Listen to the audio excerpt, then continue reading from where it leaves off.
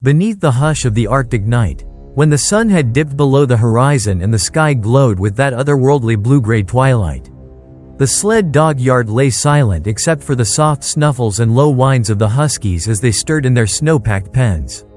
Each dog was tethered to a sturdy stake in the ice, their thick coats and boundless energy strained against the confines of their chains. They were bred for endurance, for the ceaseless pull across ice and snow. Yet here on the edge of the world they waited through the long winter hours for the next dawn's journey. Just beyond the perimeter fence, where the snow drifted in gentle dunes and the wind etched delicate patterns across the frozen ground, a young polar bear emerged from the shadows. He was barely a year old, his snowy coat still soft and unmarked by the scars of adulthood. Hunger and curiosity drove him from the thinning pack ice into the margins of human presence. His paws, enormous and padded against the cold, left deep prints in the fresh snow as he padded closer to the faint glow of the dog yard's overhead lamps. Eyes bright with the reflection of lamplight, he crouched behind a gentle rise, observing the huskies with both wonder and wariness. Their voices, low growls, high whimpers, and the occasional bark, echoed across the silent yard. He had watched his siblings learn to stalk seal breathing holes, had seen their playful tumbles on the ice ledge under a rosy Arctic sky. But this was new. A gathering of canines whose world was taut with purpose and whose very bodies trembled with anticipatory energy. One dog, a thick-furred adult husky with cobalt blue eyes, glanced through the fence at the young bear. For a heartbeat they regarded one another in frozen stillness. The bear's muzzle twitched as he tested the night air for scents, seal musk and salt water too faint to follow at this distance. But here, strong and immediate, the sharp tang of dog, he learned quickly that the dogs were tied, that their reach ended where chain met stake, and that beyond these limits they could not follow. Curiosity won over caution. The bear rose, limbs loose and fluid, and padded to the fence's edge. A hush fell among the huskies, some flattened to the ground. Others bristled, hackles raised against the unknown. Yet the bear made no threatening move. He sat on his haunches, tilting his head as he studied them. The cobalt-eyed husky advanced, chain rattling, muzzle lowering to sniff the air between them. The bear exhaled a gentle puff of misty breath and leaned forward, offering a snout for inspection. The husky sniffed in return, a tentative greeting that felt more like ceremony than challenge. Night after night, this ritual repeated. The bear arrived at the same hour, guided by the pale flux of electricity that lit the dog yard. The dogs, once tense at his approach, soon relaxed into an expectant calm. The two would sit mere inches apart, separated only by the wire mesh, exchanging soft whuffs and crusty breath. The bear would paw at the ground or nudge his nose against the fence, and the husky would wave its tail in measured curiosity. Sometimes the bear pitched on his side, sprawling in the snow with the abandon of youth, and the husky would tilt its head, puzzled at this frosty invitation to play. It was a marvel of restraint. In the wild, an encounter between a bear and a dog would almost certainly end in aggression, predatory instinct on behalf of the bear, fear and defensive attack by the dog. But something about their confinement, about the limitations imposed by stake and fence, seemed to create an invisible boundary between them. Each night they learned to read one another's signals. A half-raised paw meant careful approach. A low whine from the husky meant gentle reassurance. A momentary stiffening of the bear's shoulder meant caution. In this narrow margin where mammal met mammal under the ghostly glow of Arctic lamps, they forged a fragile détente. For the townspeople who glimpsed this nightly spectacle, it became a symbol of the thin line separating human domain from the wild. Word spread quickly, first among the dog mushers, then through the small community's cafes and workshops. Amateur photographers ventured out with long lenses and tripods, hoping to capture the unlikely pair in repose. One image showed the bear lying belly up in the snow, paws in the air like a clumsy pup, while the husky sniffed curiously at his paw pads. Another caught the husky, ears pricked, as the bear gently placed a massive forepaw against the fence as if to say, "Welcome to my world." Rescue workers and wildlife experts watched with equal parts concern and fascination. They understood that habituation to human structures, even as innocent as a dog yard, could imperil the bear's future. His nightly visits could teach him to associate humans with food or safety, encouraging him to push boundaries further until conflict became inevitable. And yet the wonder of their friendship was undeniable. The bear appeared healthier, better fed by wild hunts and foraging along the coast. And the husky, its tireless spirit usually focused on the rigors of sled work, seemed enlivened by this nightly companion, drawing new curiosity from a creature long habituated to human commands. One particularly vivid night, the husky made a sudden leap at the fence, the chain slack jarring against the stake. The bear stood and they faced each other in silent appraisal. Then, without warning, the bear crouched low and charged the fence with a playful snort. The husky yelped in surprise and backed away, tail tucked, only to realize moments later that no harm was meant. Its hackles lowered, it gave a tentative bark, and the bear responded with a soft growl that felt more like laughter. They both sat back on their haunches, the bear flicking snow toward the dog, the husky swiping a front paw at the drifting crystals. For a heartbeat they shared that boundary of snow and steel, two wild souls meeting in a human-made space, teaching one another the surprising lesson that curiosity need not be punishment. But we knew this chapter could not last forever. The season was shifting. Soon the ice road to remote seals would open, and the bear's instincts would drive him back to solitary life on the pack ice. The husky would soon be unbound, once again racing across open expanses as the sled team prepared for winter circuits. Still, each night of that unlikely friendship became a testament to the adaptability of wild creatures and the delicate balance between openness and caution. In those silent, fragile hours, beneath the Arctic sky that swirled with distant auroras, two creatures reached across the divide of instinct and confinement. Their nightly ritual taught both dog and bear, and all who watched, that even in the harshest wilderness, respect for boundaries and a spark of curiosity can forge the most unexpected of bonds. Their story reminded us that the wild is not only a realm of teeth and claws, but also a place where trust can bloom in the coldest of places, and where the lines between worlds, human and animal, domestic and wild, are drawn not only in steel and snow, but in the quiet gestures of two friends who met beneath the stars. As spring advanced and the polar twilight deepened into the blues and purples of Arctic dusk, the nightly rendezvous between the young bear and the tethered husky settled into a comforting ritual. Each evening, just after the last stray beam of sunlight slipped beyond the distant ridge, the bear would emerge from the drifted snowbanks like a silent specter, stalking toward the softly illuminated dog yard. The husky, whose name the mushers whispered as Mika, would lift her head at the familiar crunch of paws in snow and let out a low, eager whine. In that brief moment, when dog and bear locked eyes across the fence, the world, so often defined by predator and prey, seemed to hush in mutual wonder. The handlers who cared for Mika came to respect that quiet hour. They learned to lay fresh water in shallow dishes and to leave a few scraps of raw fish just beyond Mika's reach. A subtle invitation to share, not as nourishment for the bear, who fattened once more on seals and Arctic cod, but as a gesture of goodwill.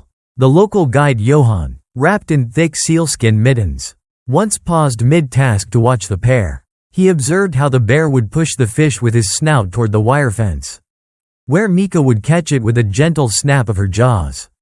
There was a reverence in their exchange, as though each recognized that the other, though wildly different, played an essential part in this fragile ecosystem. And now, in each other's lives, one night, as sleet tickled the lamps overhead, the bear arrived with a bright red sock dangling from his mouth, evidently pinched from one of the tourist cabins nearby. He dropped it deliberately at the fence, sitting back on his haunches and watching as Mika nosed it, puzzled by the human scent. She batted it with a front paw, sending it sliding against the wire.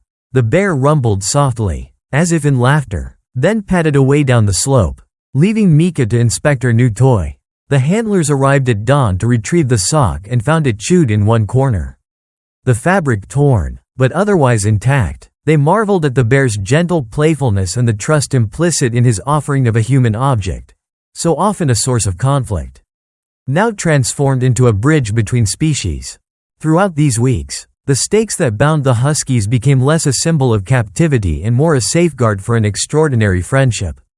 In a world where boundaries were often drawn in blood, the metal stakes and wire mesh defined a space where curiosity, rather than aggression, reigned. Scientists studying the behavior noted that the bear's predatory instincts were never triggered by Mika. Instead, he treated her less like prey and more like a companion. He would mirror her postures, a tilt of the head when she cocked an ear, a gentle stomp when she tapped her paws in playful anticipation. In return, Mika's usual wariness of bears was replaced by calm acceptance. She rarely barked or snapped, signals she might once have used against an intruder. With the bear, those instincts had softened to something more akin to friendship. At the Arctic Wildlife Center, veterinarian Lena pored over the photographs and camera trap videos capturing their nightly meetings. She marveled at the way the bear's body language shifted in Mika's presence, a lowering of the shoulders, a relaxed gait, the slow blinking that in bear language signifies trust. Mika, for her part, demonstrated an equally remarkable transformation. Once reactive to any creature moving beyond her pen, she now awaited the bear's arrival with measured patience, tail wagging in gentle arcs. Lena theorized that the bear's youth, still innocent of the brutal lessons older bears learn, and the husky's calm temperament created a rare window for interspecies empathy to flourish. But nature, with its inexorable cycles, began to stir new currents. The pack ice along the coast grew thinner, and spring storms edged closer, rumbling through the fjords with thaw-laden winds. The bear's nightly visits became less predictable as he followed the cues of the melting sea, exploring farther and sometimes returning to the yard hours later than usual. One evening, the huskies barked in alarm not at the bear, but at the arrival of a second bear, a mature male whose bulk filled the fence line with menace. The young bear froze in mid-step, eyes wide, as the elder advanced, its hackles bristling and breath steaming in the frosty air. Mika recoiled, pressing her paws against the back of her pen in alarm. But the young bear did not cower. He stepped between the newcomer and the fence, emitting a deep, resonant growl that seemed disproportionate to his size. The adult male paused, uncertain, then ratcheted his own growl in response. For a heart-stopping moment, the two stood only paw lengths apart, locked in a standoff mounted not on frozen ice but on the fragile edge of friendship. The husky's frantic barks echoed in the night, and the younger bear straightened his posture, matching the elder's rumble with a determined low note. Finally, the adult turned away with a disdainful snort and lumbered off into the drifting snow. The young bear, chest heaving, returned to his nightly ritual, and Mika nestled back against the fence, whimpering softly as if to share both fear and relief. That brush with danger underscored the unequal realities that lay beneath their bond. The bear, free to roam and learn by instinct, risked everything in following his curiosity to this boundary of steel and snow. Mika, bound by duty and chain, relied on human protection to temper her trust. Yet in that interplay, they taught each other and the watching world a potent lesson. That respect for boundaries, whether drawn by nature or by necessity, could foster understanding without surrendering safety. In the quiet hours before dawn, long after the bear had disappeared into the night and Mika had curled up in her pen, the handlers would sometimes pause at the fence, reflecting on what they'd witnessed. They spoke of the fragile line between wild and domestic, of the responsibilities that came with proximity to nature's great power. Outside, the Arctic wind carried the promise of summer's thaw and winter's return. But within that dog yard under the lamp's glow, trust had taken root where fear might so easily have blossomed. As the season edged toward its final thaw, the bear's visits grew sporadic, his instincts urging him back to the shores and flows where his future awaited. On his last night at the fence, he arrived under a sky rippling with green auroras, paused in his approach, and sat for a long moment before Mika's pen. She lifted her head, furled her tail in gentle excitement, and the two shared one final exchange of breath, hers quick and eager, his soft and deliberate. He nudged the snow once and then turned, padding away into the drifting gloom. Mika whined softly at his departure, ears drooping as the lamp's light dimmed in the east. When dawn came, Johann and the handlers found her waiting by the fence, eyes trained on the empty yard as though expecting her friend to bounce in at any moment. Instead, they left her a bone an old trapper had donated, a symbol of parting and hope that, even across the boundary of wild and domestic, Memory endures. Their story rippled through the Arctic and beyond. A young polar bear who found kinship with a sled dog. Two creatures separated by instinct but united by curiosity. In that unlikely friendship lay a timeless teaching, that in a world ruled by primal drives, where survival often demands solitude and strength, small acts of mutual trust can redefine the line between fear and understanding. As the seasons rolled forward, and the bear's tracks faded from the village's snowbound paths, Mika carried his memory alongside her own spirit of adventure, a living testament to the possibility that, even at the edge of human settlement and wild beyond, connection might bloom under the pale glow of Arctic stars. As winter's grip finally loosened and the steady flow of thawwater carved new rivulets through the drifted snow, the husky yard grew quieter. Mika, her muscled flank still bearing the subtle scars of countless sled runs, paused at each fence post as though half expecting to glimpse her white-coated companion rounding the corner in playful pursuit. But night after night, the empty expanse beyond the wire mesh offered no bearer of gentle nudges. No rumbling invitation to romp in the snow. Instead, there was only the hush of melting ice and the distant call of loons returning to thawed lakes. Over the following weeks, the story of their improbable friendship rippled through the Arctic research community and beyond, told in hushed reverence around wood-burning stoves in remote cabins, shared in urgent excitement on conservation websites, and replayed on national news programs as footage from Johann's spotter camera captured the bear and the husky at play. Biologists marveled at the example this pair set, two apex predators bound by neither pedigree nor habituation, yet forging a bond that transcended every expectation of wild behavior. In university seminars, the tale provoked spirited debates about the plasticity of animal social systems, how youthful curiosity, tempered by physical boundaries, could spark a fleeting truce between hunter and hunted. Field researchers studying polar bear ecology noted that the juvenile bear's lean frame, so driven by hunger when first seen at the refuse yard, had soon plumped to healthy girth on seals and fish. His nightly visits became less about scavenging and more about the sheer pleasure of companionship, a behavior unrecorded in wild bears, who often learn at an early age that conspecifics represent rival quarters of food and mating opportunities. In contrast, Mika's own patrol logs reflected a newfound calm, where once she had snapped defiantly at every rustle beyond her pen, she now greeted approaching wildlife with only a clipped bark, as though her trust in one bear had rewritten her instinctive wariness toward all. Yet in hushed conversations among the handlers, a note of caution persisted. For all the optimism their friendship inspired, it underscored the fragile thin line separating healthy curiosity from perilous habituation. With each nightly play session, the bear had practiced reading Mika's body language, the lean tension of her forepaws, the gentle sway of her tail, the rapid blink that signaled, all clear. These lessons, if generalized, could have lured him ever closer to human settlements in search of the safe familiarity that Mika's stake and fence provided. Indeed, by early spring, the team had redoubled efforts to secure food waste, reinforcing refuse bins with bear-proof lids and extending the perimeter around the dog yard to discourage further visits. In a final act of farewell, the mushers organized one last night of open gates, a temporary truce with the wild.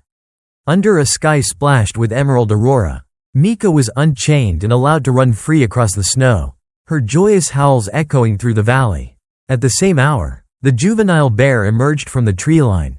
The two met at the fence line one last time, no longer bound by chain or mesh but by the memory of winter nights and shared play. They circled each other on the ice, sniffing and wagging tail and snout, as if affirming a bond that would endure beyond any barrier. Then, with a mutual head tilt of recognition, Mika bounded away toward the husky yard gates, and the bear strode north toward the drifting ice that called him home. In the soft golden dawn that followed, the handlers found the husky yard empty except for Mika's paw prints fading into the thaw. Beyond the farthest post lay a single footprint unlike any other, a massive, half-circle pattern pressed into the melting snow, the last testament of a wild friend's visit. It was the perfect symbol of the boundary they had respected, a sign that friendship across species was possible. But only so long as each remained true to its nature. Today, those prints have all but vanished. swept away by Arctic winds and the steady push of thaw water. Yet the lessons endure. In the delicate balance of the Arctic's food chain. In the shifting margins between town and tundra. The story of a young polar bear and a sled dog offers a profound reflection. That boundaries, whether forged in steel, snow, or instinct, need not be walls, but can instead be meeting points where trust can take root. And in a world where wild realms and human domains increasingly blur, it reminds us that respect for those boundaries, tempered by empathy and guided by wisdom, may be the greatest act of conservation we can offer.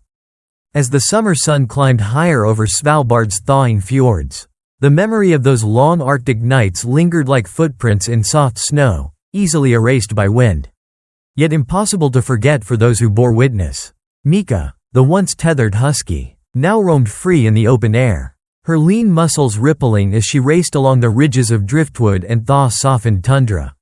Occasionally she paused at the edge of the kennel yard, nose lifted, nostrils flaring with the faint scent of her vanished friend, though she never again saw the young polar bear beyond that final shared twilight.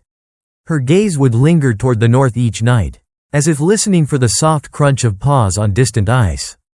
For the bear, the world beyond the fence had reasserted its ancient rhythms. He traversed vast fields of fractured floes, diving beneath ridged platforms to ambush seals in their breathing holes. His gait thickened with summer fat, proof of successful hunts and a strong return to wild health. In the ghostly glow of midnight sun, he pressed north toward the thinnest edge of pack ice, where the sea's pulsing ledges met open ocean.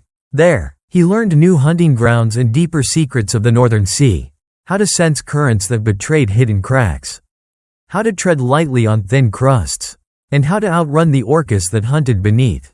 Yet in those earliest days after parting Mika's fence, he bore with him a subtle imprint of their friendship, a gentleness in his muzzle movements when sniffing unfamiliar scents, a measured patience in his approach to new sounds.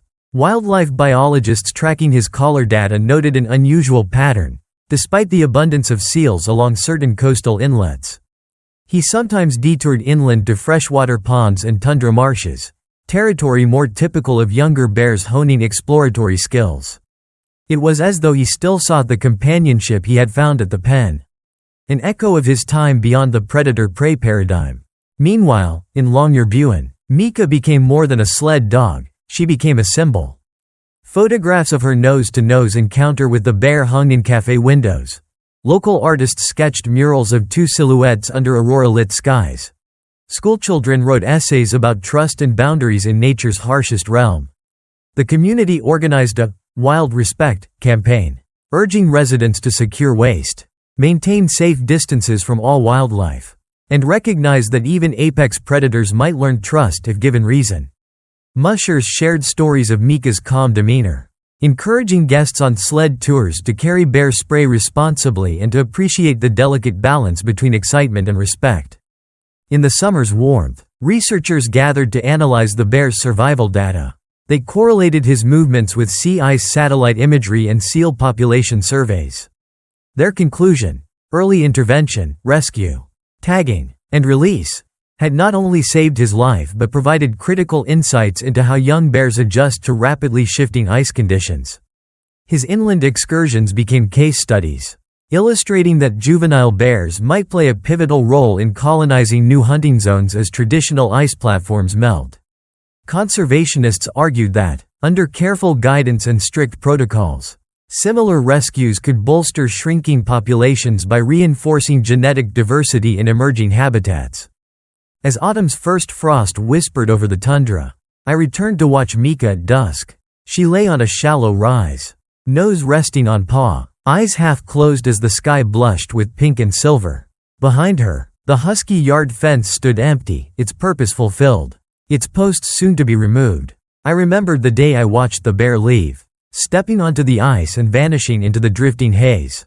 In that moment, two creatures of different worlds had bridged an impossible gap, and taught us, above all, that boundaries, while necessary, can also become places of connection rather than division. When the sea inlets began to refreeze and the first snow dusted the land, Mika's team reharnessed her to a sled once more. But she carried herself differently now, her strides more poised, her gaze more thoughtful when passing by the open plain. Visitors on the sled tours asked why she sometimes hesitated at the edge of the ice, as though listening for phantom paws. Mushers simply smiled and said, "She remembers." Far to the north, the bear's final collar ping came on a night so bright with aurora that the sky seemed aflame. His location was miles from any human outpost, a solitary spur on an ice floe drifting toward the open ocean. The data showed his heart rate slow as he rested, steady, strong, untroubled. In that solitary moment, he stood as a testament not only to his own resilience but to the delicate tapestry of life that binds even the fiercest creatures across fences and frozen divides. In the end, their story endured as a caution and a parable, that curiosity and respect can coexist, that the wild must remain wild, even as we seek to understand and protect it, and that sometimes, in the quiet of a polar night or under the first flush of Arctic dawn, the most unlikely friendships can illuminate the path toward a future where humans and wildlife learn ever more nuanced ways to coexist. As winter's first true blanket of snow settled over the husky yard and the ice beyond froze once more into an unbroken plain, Mika padded out of her kennel for one final inspection of her old meeting place. The wooden posts that had once marked the edge of her tether now stood bare, their stakes removed and the ground beneath undisturbed once again by human hands. No longer bound, she sniffed at the fresh drifts, nostrils flaring at faint traces of bear fur carried on the wind. Her eyes flickered toward the empty horizon where drifting ice would soon press against the shore. But there was no sign of him, no soft crunch of padded paws, no warm breath fogging the air. In the days that followed, the story of Mika and the young polar bear found its way into hushed conversations at the research station and campfire tales among visiting naturalists. Field biologists noted how Mika's calm demeanor seemed to outlast her formal training, and how trainers began to incorporate lessons of patience and non-aggression into their routines, reminding dogs that not every rustle in the snow signaled danger. For the young bear, his tale became one data point among many, yet uniquely poignant, a reminder that even great predators could learn new boundaries without losing their wild essence. As spring edged into summer, community murals blossomed on the sides of buildings in Longyearbyen, Mika's bright gaze mirrored by the bear's soft eyes beneath swirling auroras, connected by the faint suggestion of a fence line that had become a place of friendship rather than a barrier. Schoolchildren recited "The Tale of Two Friends" in choir, voices rising in the cold air, celebrating the night when fence and chain became lines of trust instead of fear. Years passed, and Mika grew older, her muzzle touched by gray, her muzzle lines gentled by time. Yet in every stride, she carried the grace of those long-ago nights. The bear's collar, long since shed by his maturing neck, left no trace of its presence on the ice. But satellite tags placed on other young bears in subsequent seasons echoed his journey, inland explorations, safe retreats to distant bays, and even visits to well-secured refuge sites that bore a cautionary resemblance to his own early folly. Researchers credited their willingness to intervene and set boundaries with helping a generation of bears learn safer routes through an increasingly humanized Arctic. One autumn evening, under a sky alive with dancing ribbons of green, I returned to the husky yard. Mika lay beneath the soft glow of the lamps, her head resting on outstretched paws. The twilight painted her fur in shades of silver and gold, and I felt once more the hush of possibility that had always surrounded her. I knelt and stroked her flank, finding the familiar warmth and steady rhythm of her heart, no longer the pulsing anticipation of a sled-born athlete, but the calm, wise beat of a creature who had known remarkable friendship. Beyond the yard, the Arctic stretched in stark grandeur, ice fields rippling, fjord waters dark and deep, distant mountains etched in azure haze. Somewhere out there, a bear no longer lean with hunger pressed his nose to the wind, tasting the memory of a dog's gentle whine and the echo of a shared game of chase. He had returned to his realm of snow and ice, yet carried within him the gentle lesson that boundaries, when respected, can become bridges, pathways to new understanding rather than walls of fear. In the quiet of that Arctic night, I closed my eyes and imagined them both. One, a dog born to pull humanity across frozen deserts. The other, a bear born to roam the same expanse in solitude and power. In their unlikely friendship, I heard the heartbeat of an ever-changing wilderness, one that still knows wonder, still holds space for trust, and still offers hope that even in the harshest frontiers, the invitation to connect may be the greatest gift of all. And so, in the land of ice and endless sky, the tale of a polar bear and a husky remains, etched not in fences or chains, but in the simple, profound truth that friendship can bloom wherever respect is honored, and that the wildest of creatures may sometimes find their truest boundaries in the warmth of an unexpected companion.